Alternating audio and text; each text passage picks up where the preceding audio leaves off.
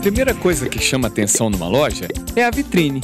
No site de compras, a tela do computador faz esse papel. A diferença é o jeito de mostrar o que está sendo vendido.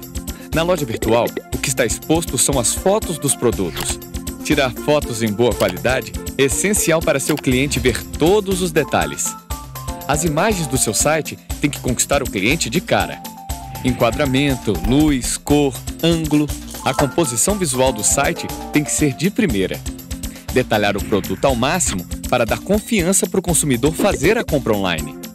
Uma boa maneira de apresentar suas fotos é humanizar as imagens, criando uma identificação entre o produto e seu público-alvo. Como?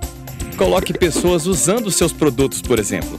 Isso destaca a beleza do objeto e dá até uma ideia do tamanho dele. Por isso, a fotografia tem que ser bem produzida e muito bem pensada. Ela tem que realçar não só o produto, mas a satisfação que ele vai trazer para o comprador.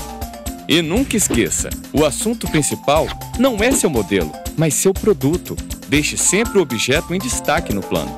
Como pela internet o cliente não toca nos itens, o negócio é tirar fotos de todos os ângulos possíveis.